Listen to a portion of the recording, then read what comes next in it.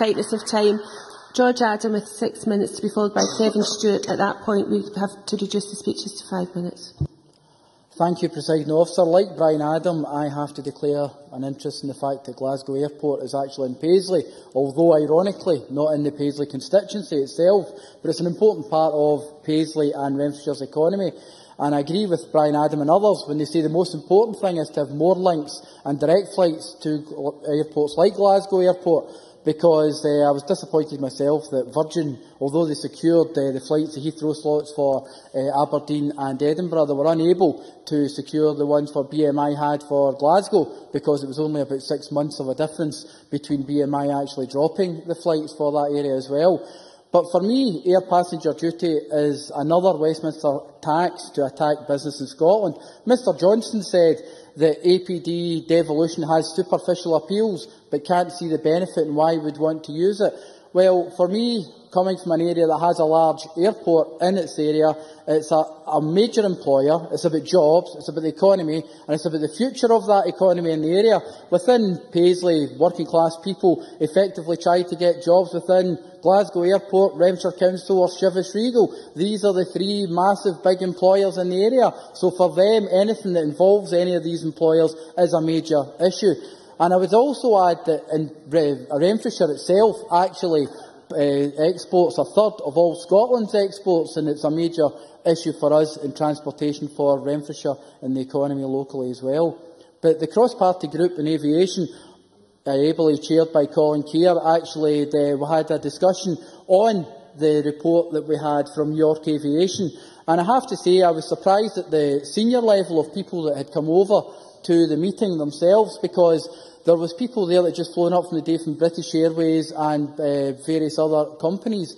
And the gentleman next to me was from British Airways, and he discussed the fact that his reason for being there was, you are the only parliament within the United Kingdom that are talking about APD and talking about it seriously and wanting to discuss it with the actual industry.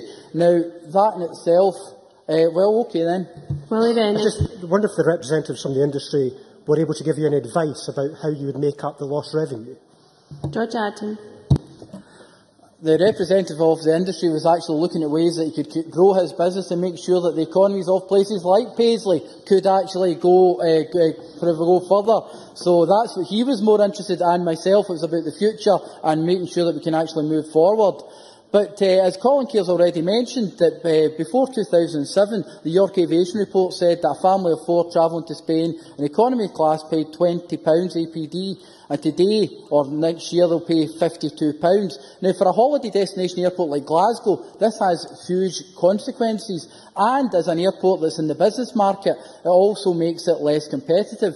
During the discussions that we had at the cross-party group, there was also one of the members from the tourist industry actually said that there were some companies putting flights through Ireland, Northern Ireland, because it was actually a lot cheaper for them and they could do that better and be beneficial for the people themselves. Now, this has to have worrying consequences for us here in Scotland, the fact that other people within the industry are doing these type of things. But one of the other major problems that we have, and it affects Glasgow Airport again, is it affects low-cost airlines more, because their business model is affected by APD by a greater proportion of the fare cost. So again, Glasgow Airport suffers at the hands of Westminster, because EasyJet, being one of the major airlines within Glasgow and a major part of Glasgow Airport's business, they recently sponsored the Rocco Awards in Renfrewshire, which was the Chamber of Commerce Awards, and they want to be involved in the local economy. And they were also a member that turned up at the cross-party group in aviation. So I think we have to ensure that we make sure that we don't get to a situation where companies like that are struggling. But that doesn't stop Westminster. Oh no, Scotland suffers and they continue to do it. And tourism in Scotland, despite Westminster's continued disregard for Scottish tourism, it continues to grow. And it's an important sector for Scotland, and one we must build on. Tourism actually employs 200,000 people and from 15,000 businesses. And Scotland took around 22.3% of total tourism spend in 2011. with only 8.4% of the population.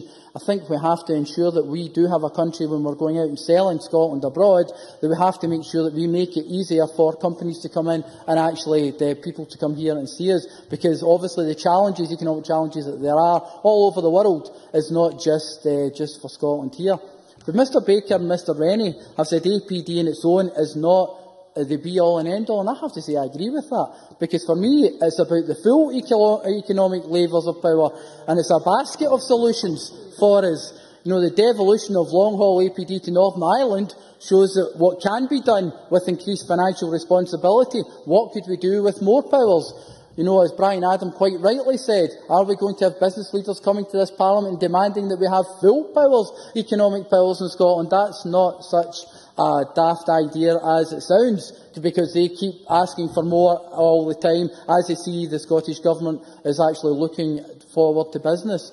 In closing, PO, our airports are an important part of Scotland's economy, not only as gateways to other destinations, but as employers and working within the communities to ensure they give something back.